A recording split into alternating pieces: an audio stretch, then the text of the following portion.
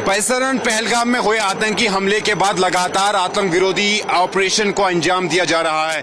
Jammu Kashmir police की special operation group की unit के साथ साथ भारतीय सेना के पैरा कमांडोज और सीआरपीएफ की स्पेशल यूनिट भी इस आतंक विरोधी अभियान में अब जुट चुकी है। आप देखिए ये घने जंगल है और इन्हीं घने जंगलों के बीच ये सीआरपीएफ के जवान अपनी पोजीशन लिए हुए हैं।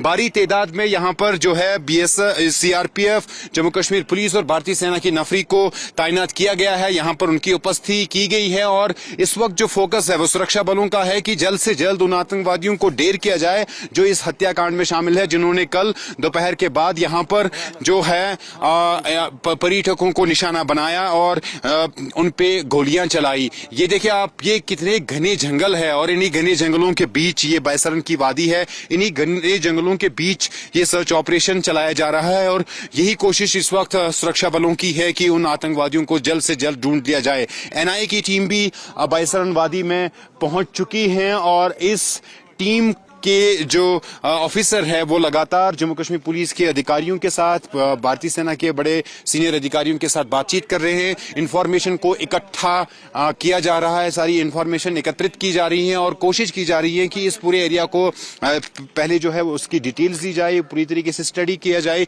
क्योंकि जैसे मैंने बता दिया, बैसरन एक छोटी सी वैली है जो कि चारों ओर से इन जो डेंस फॉरेस्ट है इनसे घेरी हुई है और इन्हीं फॉरेस्ट एरियाज के बीच जो है ये सीआरपीएफ के जवान भी अब इस एंटी टेरर ऑपरेशन में जुड़ गए हैं और कोशिश लगातार की जा रही है जो है इन आतंकवादियों को ढूंढ निकाला जाए। सुरक्षा बलों को बड़ी ये सफलता मिली है कि जो अटैक स्पॉट है यहाँ से एक मोटरसाइकिल मिली है जिसकी रजिस्ट्रेशन नहीं है, उसके पर भी इन्वेस्टिगेशन लगातार जारी है। उसके साथ साथ जो सूत्र हमें बता रहे हैं कि कुछ लोगों को क्वेश्चनिंग के लिए भी बुलाया जा सकता है। फिलहाल प्राथमिकता यही है कि उन आतंकवादियों को जल्द से जल्द ढूंढ लिया जाए, इनको ढेर लिया जाए, क्योंकि गृह मंत्री अमित शाह श्रीनगर में उन्होंने इस हमले में उन पर्यटकों को श्रद्धांजलि अर्पित की है जिनकी जान इस आतंकी हमले में चली गई है। और उसके साथ साथ अब वो यहाँ पहलगाम की इस बैसरन वादी में भी आ सकते हैं, जो एक बड़ा संदेश होगा आतंकवादियों के लिए। सुरक्षा बलों के मनोबल को बढ़ाने के लिए गृह मंत्री अमित शाह यहाँ पे पहुंचेंगे।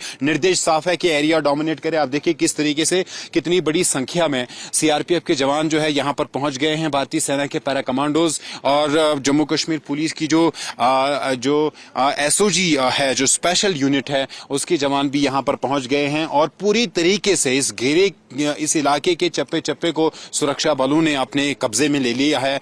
जो कॉर्डन है उसको पूरी तरीके से जो है टाइट किया गया है और किसी भी तरीके से सुरक्षा बल उन आतंकवादियों को यहां से भागने की कोशिश जो है उसको कामयाब नहीं होने दे रहे हैं। उनको बिल्कुल उस कोशिश को नाकाम बनाने के लिए यहां पर जो भारतीय सेना के जवान है वो पहुंच गए हैं। फिलहाल आतंक विरोधी अभियान लगातार जारी है। आर्मी के हेलीकॉप्टर्स लगातार बैसरन वाली में जो है लैंड कर रहे हैं और लगातार बड़े अधिकारी भी यहां पर पहुंच रहे हैं। कैमरा पर्सन शफीक के साथ सोहेल, बैसरन, पहलगाम।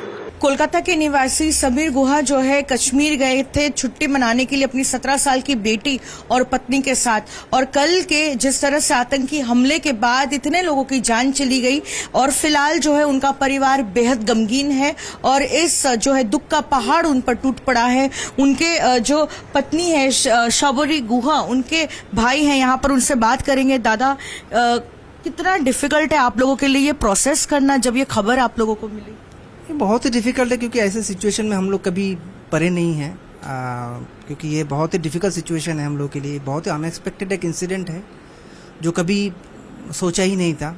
घूमने गए थे वो लोग और ऐसा हो गया है। ठीक है, उनको कब वापस आने का था? आज ही एक्चुअली डेट था आने का, प्लान रिटर्न आज ही था, लेकिन ऐसे आएंगे ऐसा सोचा नहीं था कभी।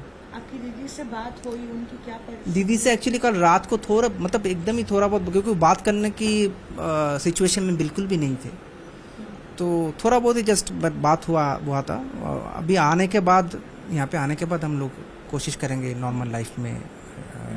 तो जैसा कि उनके भाई बता रहे थे तो समीर गुहा का जो है आज पार्थिव शरीर कोलकाता लाया जाएगा और ये देखिए उनके घर पर हमारी मौजूदगी है और आप देखिए ये उनका फैमिली पिक्चर है 17 साल की बेटी के साथ खुद समीर गुहा जो गए थे और साथ ही फिलहाल शायद सपने में भी उन्होंने नहीं सोचा था कि शार्बरी गुहा जो अपनी पत्नी है और उनकी बेटी को आज इस तरह से वापस आना पड़ेगा क्योंकि आज ही उनको कोलकाता वापस आने की तारीख थी लेकिन वापस तो जरूर आएंगे लेकिन समीर गुहा जो है वो एक कॉफिन में बंद वापस आएंगे उनका पार्थिव शरीर यहाँ पर आएगा और बेहद इस जो है दुख का पहाड़ जो है परिवार के ऊपर फिलहाल टूट पड़ा है और आखिरकार इस लॉस को कैसे प्रोसेस करेंगे ये परिस्थिति जो है उनकी फिलहाल बनी हुई है।